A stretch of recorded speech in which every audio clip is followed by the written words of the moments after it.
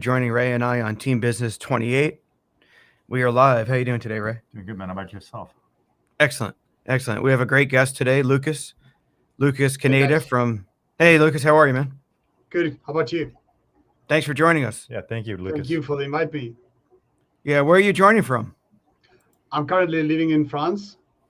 Oh, cool. It's in a little town in the southwest of France. Yeah. Nice, man. So, Team Business is worldwide. We're global. Exactly. Oh, yeah. Guests from all over the world. I love it. Yeah, thank you, Lucas, for joining. Just for a brief introduction, Lucas is the global team lead at UNIQORN Incubator, UNIQORN Incubator Accelerator. And he has a large, or I guess you could say a long background in rugby, which is, can't wait to hear about that, man. It's a tough sport. But Lucas, before we get started, tell us a little bit about your background. What led you to your position today? Well, I think there's a huge connection between sports and business. And I think that's probably why, or one of the main reasons that brought me here. And also, is I've been an entrepreneur myself since I remember, since I was a kid. And that always had a place in my life. I'm from Argentina, actually. So when I was back home, I funded a catering when I was 18. Then I founded a shoe design shop with my wife a bit later. Then when I came here, that kind of stopped back in 2015 when I had the chance to actually play rugby professionally. It stopped for a while, but then I wanted something more. I didn't want just to rely on rugby alone, and that's why, and that's how. I kept studying. At the beginning, I was studying engineering when I was in Argentina. I could not finish when I flew to France. But then I studied management when I was here. So always trying to keep going, right, and looking for the next thing.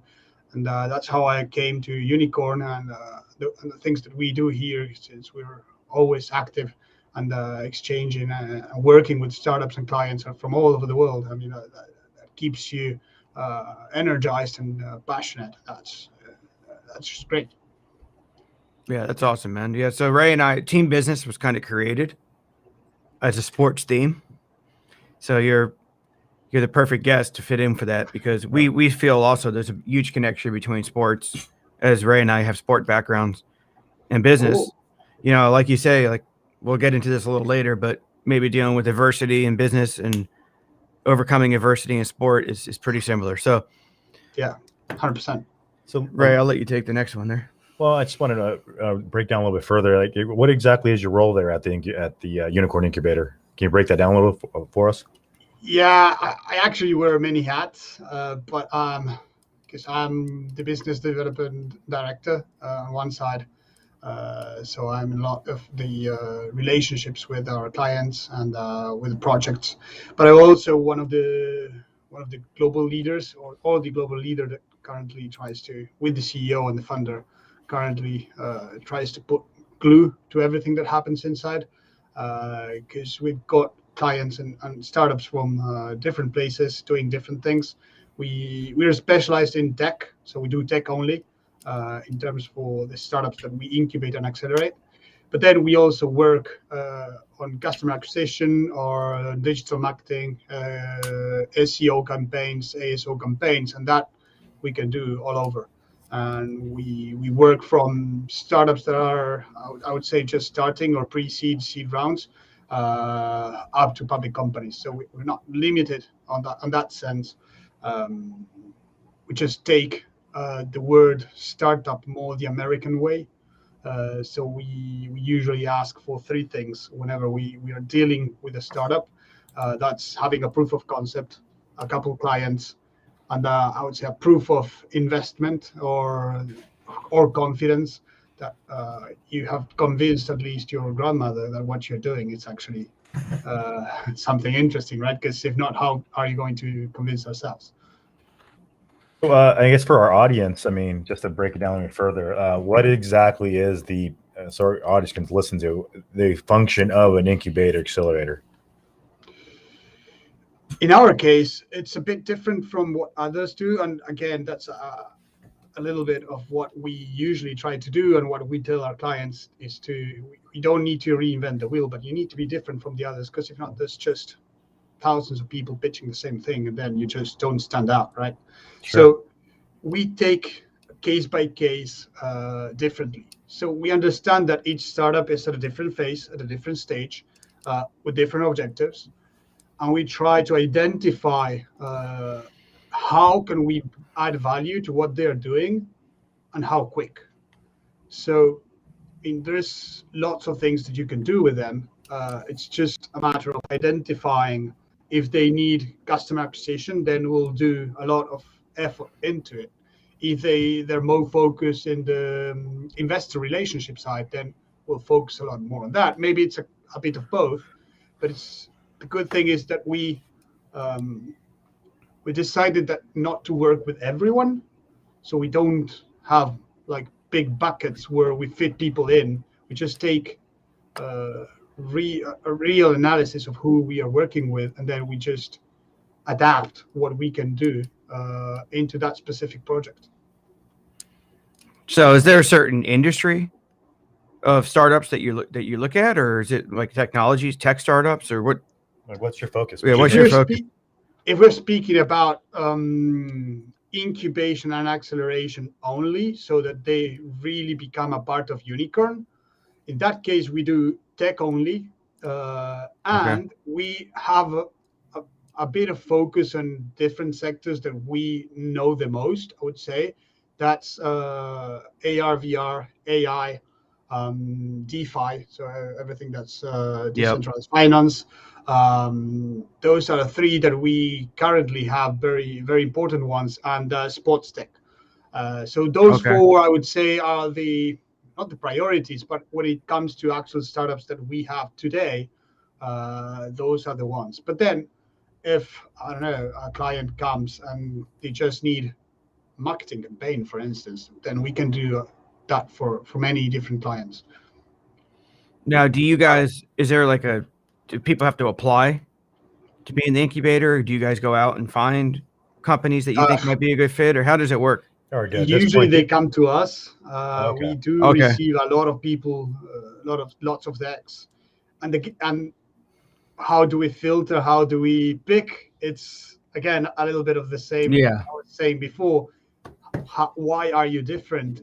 How are you hooking me? Right? It's a great book about that, hook points. So you need to be able, in 3 or 5 seconds, grab my attention so that I can read more about what you're doing. Yeah, that's so interesting. So I need to be honest. I mean, we receive so many things every day that most of them we don't even read them, because if they're not catchy enough, they end up deleted, right? Yeah, they have to have a good elevator pitch, right? Is it like, do you guys, are your companies, are they global? Do they come from everywhere? Or okay. Yeah. So you're working with US companies as well. Sorry, say again. So you're working with US companies as well? Oh, for sure. I mean, most of our clients come from the US, Canada, and the UK. Okay. Nice, man. Perfect. That's pretty cool. So you have to do you travel often to kind of meet these startups, or do you do it local, like from a remote location, or how does that work? Well, sadly, thanks to COVID, I mean, traveling has been a bit more complicated lately. But yeah, at the time we did travel a lot, and especially our CEO. I mean, he lived in the US for like 25 years.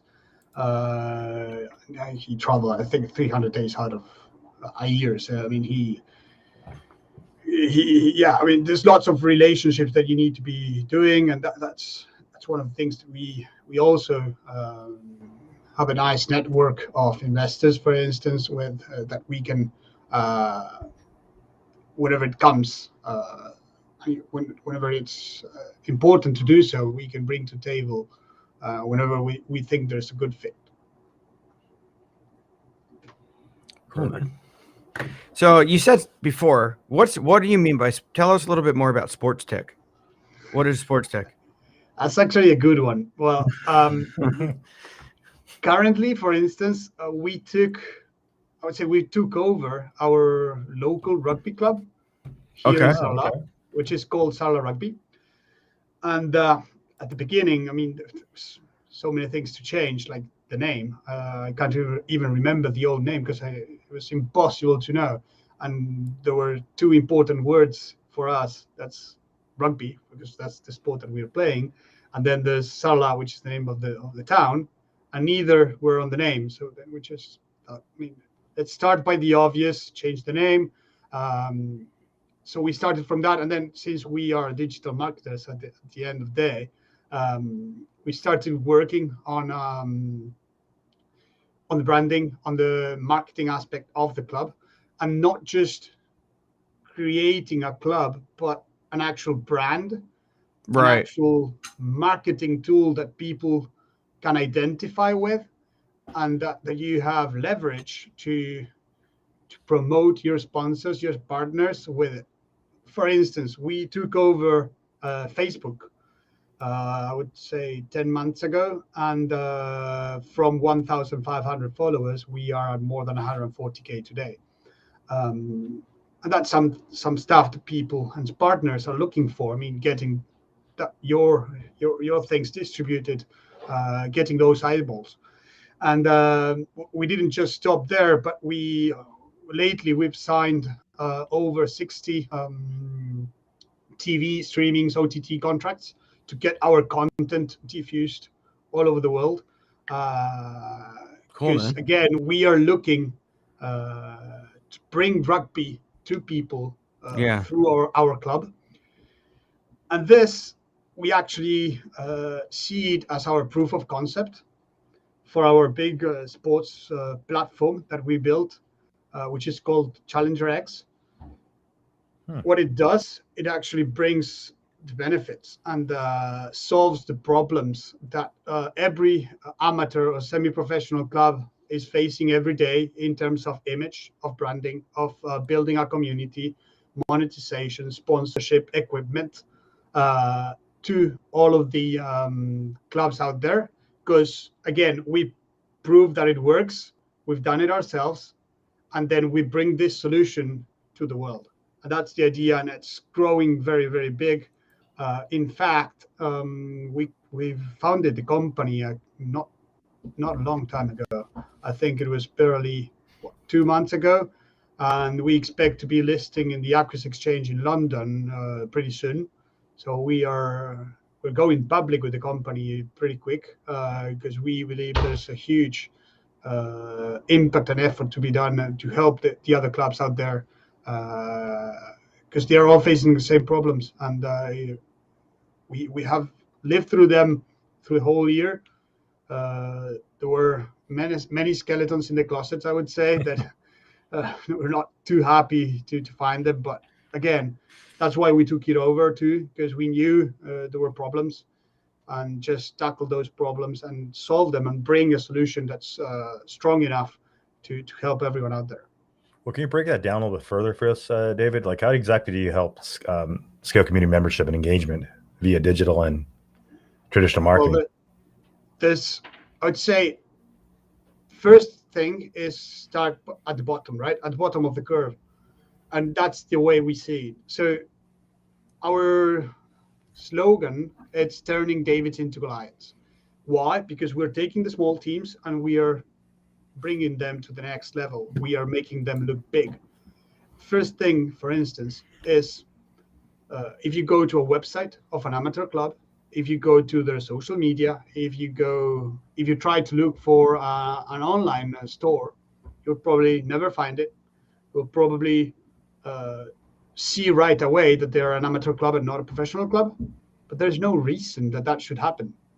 I mean, if you take Sarlat Rugby, for instance, we are in the 5th division in France. We are a small town. I mean, it's only 10,000 people living in here. But our website, it's just the same as any professional club. And that it's something everyone can do. And we know how to do it, and we can help you achieve that mark. When it comes to, for instance, social media, we are currently ranked 6th, I think, in terms of following in France. Even though we are a very small team. And again, that's something you just need to work well on it, put some effort, and you can get it done. And then when it comes to sponsoring, for instance, most of the clubs don't see or don't understand the real way that sponsors are looking for and what they want in exchange for helping the club. So we've created different ways that we can explain, that we can show, that we can put in motion to help those clubs look for those sponsors, but not just asking to participate without giving anything in return. I mean, this needs to be a win-win situation where you can actually help each other grow together. That's many clubs face that problem, and they don't really understand the power of working together, creating long-term relationships, and having a win-win situation where both sides get what they want. And that's something we work with our teams together. We explain. Then there's the side of merchandise, for instance. Merchandise and all the equipment. I mean, any club needs jerseys, they need shorts, they need to have a water mag, they need to have an umbrella to sell to their fans. And if you build your community well enough, that we help also doing, then that community, which sees themselves very close to the club, wants to have that item, wants to be participating in the club, and they want to take part of. So what better way to give them something to buy and to support the club at the same time? And we have the ability, for instance, to supply the clubs with different products. Currently, we have over 30 different products at our online shop, and that's something we can do for them. And also, of course, if you want to sell stuff but you don't have an online shop today, in 2021, that's a roadblock, right? Because you need to be selling. In any business, if you don't sell anything, at the end of the day, you go bankrupt. That's the end of the story. So you mentioned, the club where you live. So is it true that, or is it not true that the size of the market that the club's in dictates the amount of revenue they can make? I mean, yeah, that's a great question. Like, I know that you said you guys can grow the community engagement. You can take these Davids to become Goliaths. Mm-hmm. But I know, like, personally in American sports, and I don't know if these are professional rugby clubs, I assume. I'm not real familiar with the rugby leagues where you are. Like, I don't know if there's an NFL and a minor league, or but in here, a lot of the amount of revenue a sport club can make is determined on the size of their market. How many people live there, what are their TV rate, what's their TV contract, all that kind of stuff. Is that similar there, or I think that's similar everywhere, not just for clubs. It's for any business. I mean, your market dictates how much you can sell, but then it's up to you to create that market or to make it bigger. Yeah. I mean, there's no limit, actually. I mean, I can today I've sent 20 jerseys to the United States. Why wouldn't I? If I have fans there that want to buy my stuff, why wouldn't I? Or why wouldn't I develop that market if I know there's fans that can support the club being there? Yeah, I hear you. The market is not limited. Today, with technologies today, we can be anywhere we want. And so that's quickly. True.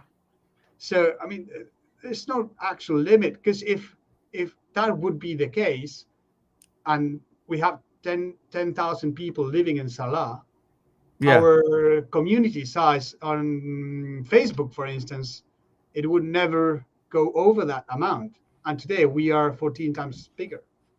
So are there others? So what are there other cities around you or towns? Do they have clubs too? Yeah, here, like almost every town here has a club, has a rugby club. Okay, especially in the southwest of France. So somebody in one of those other towns isn't going to buy your Salah jersey, right? Or will they? I mean, probably not our biggest competitor. Probably not. But if we can actually give them stuff that's interesting, why not? Again, for instance, I'll bring you one big example. Our biggest rival, I would say, our derby. Their biggest sponsor, we managed to close him with us for this season at a bigger amount that he's giving to his club. He's actually one of the directors of that club. Tell me why. I mean, because what we are offering him to his Is more promotion to for his brand. Exactly. At the end of the day, that's what everyone's looking. I mean, do you want your brand to be seen by 27 people or 2 million? At the end of the day, if you need to choose.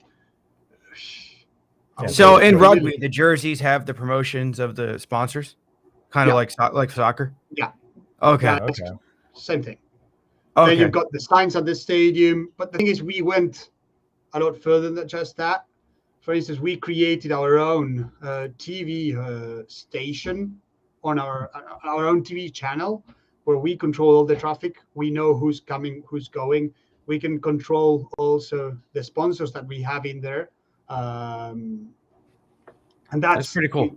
Yeah. So you guys are really thinking big picture, and this is all inside the incubator, right? Even these clubs, they join inside the incubator to accelerate their. The clubs join into Challenger X. Yeah. Oh, okay. Wow. Yeah. I got you. We've actually signed a couple of first clients, and we are currently doing an agreement with a very big platform that's going to be working with us. Probably in the next 3 to 6 months, we will have at least 100 clubs. That's the Oh wow. Wow. How many clubs are there in Europe? It's infinite. I mean, I'm serious. I think if you see just Germany in terms of soccer clubs, I think there's more than 100,000. Wow. I think so. Yeah. I mean, it's That's just amazing. I mean, because we don't go for the professional clubs. I mean, if they come, yeah, why not? But we are actually trying to help the small ones because there's a lot more to do for them than for bigger ones. And to get the big ones, it just takes longer. Yeah, everyone's going for the big ones. Yeah. You guys want to grab so they're not professional clubs, the smaller ones? Like are Most of them not. are the players paid or no? Well, that's what you called in here semi-professionals. There are many, I would say, but most of them have a job on the side. Okay, I got you. It's both sides, yeah. Interesting. Yeah, so I mean, and then in that case, you're basically marketing the club obviously more than the actual players, because obviously in the bigger clubs or professional clubs, they're marketing the hell out of the players because they're highly on contract and whatnot, right? Yeah, the star players and yeah.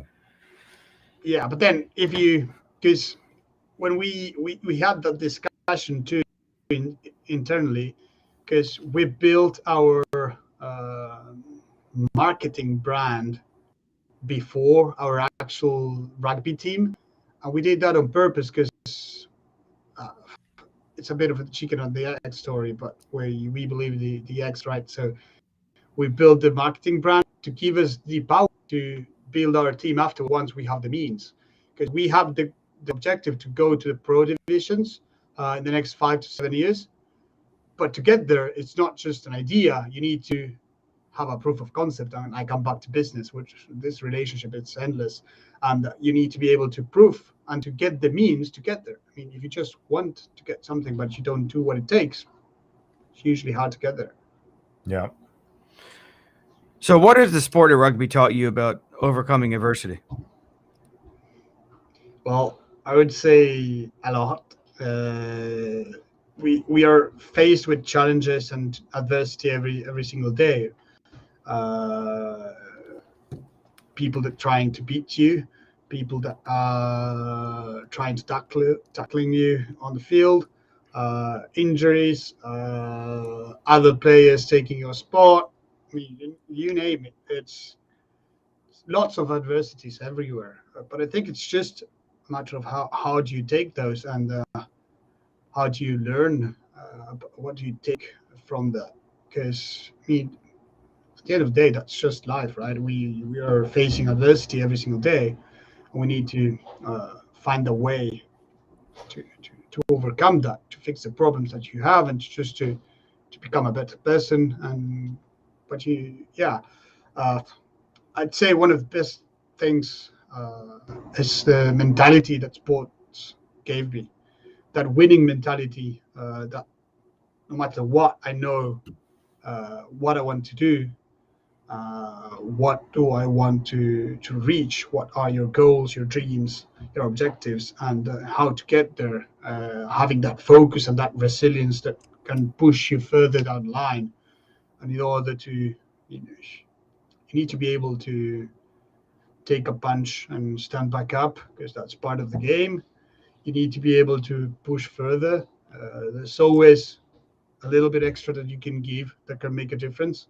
Well, it's up to you to do it or not. And that same thing happens in business, in life, in whatever. I mean, we've always been in a situation where we were asked, or we had to do a bit more than what we were supposed to do. And I think we all kind of eventually did it or not. And we saw the results too. And then, well, next time you probably think it twice and get going. Yeah, man. I mean, it's never easy, right? Whether you're playing a sport and competing against others that want to be better than you, or in business where everybody wants to be the best, you know. Yeah. As they say, anything worth doing isn't easy. That's right.